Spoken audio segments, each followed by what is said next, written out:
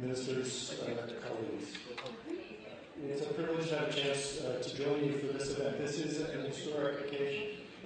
40 years ago, our forebears set out on what was then quite an ambitious collaboration, committed to addressing what was then the most serious threats to polar bears over harvest. And they have yielded over these 40 years some significant success. Polar bears are in better shape, as far as we know today, than they were 40 years ago. So it's important that we mark that moment. But it is even more important, as we've now heard from several speakers, that we use this moment to galvanize ourselves to act on much more difficult challenges that lie ahead. And I must say, I've been hearkening over the last hour to hear from every speaker a clear recognition of just how profound those challenges are. Because we all know the Arctic is headed into a period of unprecedented upheaval. And that has the potential dire consequences for the polar bear. We know that through this period, we need to do much more to both help the polar bear and Arctic systems adapt to a rapidly changing climate, and at the same time to find ways to mitigate that change before it's too late. Scientists, as we've already heard, predict that within a generation, summer ice will largely disappear in the Arctic Sea. That we will have Arctic ice only in a few fringe areas, in particular in the area known as the last ice area in the northern parts of Canada and Greenland. And we know, of course, that the polar bear is heavily dependent on sea ice. We also know that as the Arctic opens up, we are already seeing growing pressure on Arctic resources from other sectors. So growing pressure to expand oil and gas development in the Arctic, growing pressure to expand fisheries, and all of those threaten to increase the pressure on polar bears and other wildlife in this system.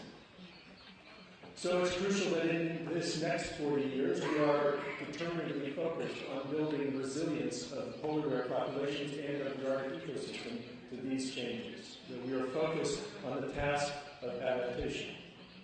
And figure out what does it take to make sure the system does as well as it can in the face of changing climates, and that the polar bear in fact survives. And the work of this agreement is crucial in that context, because the agenda that is laid out here for this meeting and the agenda for developing a pan-Arctic polar bear conservation strategy is very much about building resistance. We clearly need these governments to focus and invest on science and monitoring of polar bear population, so that we have the information we need to have to manage those populations adaptively, to know what is required for successful resilience. We know that we need, through this agreement, these governments to manage the acute challenges, the acute threats to polar bears, in particular the growing threat of polar bear-human conflict, in part caused by climate change, the threat of illegal trade, and we know we need these governments to act to protect the habitats that will be critical to the polar bear's future, in particular the last ice area. So that is work to be done this week, and work to be done in finalizing a pan-Arctic strategy. And that's essential to the survival of the polar bear. And at the same time, we know it will not be enough. And so while the delegates here come together to work on those issues, it is equally important that when you go back home, you are working on your colleagues across your governments on the broader threats to the polar bear and to the Arctic. It means that you need to be enlisting your governments to control oil and gas development and fisheries expansion, which will put further stress on an already overstressed system. And of course, most crucially, it means that as you go home, you enlist your colleagues in government to act on climate change. Because the simple fact is the polar bear will not survive if we do not act on climate change. And the second simple fact is that these governments can make a difference in mobilizing global action on climate change.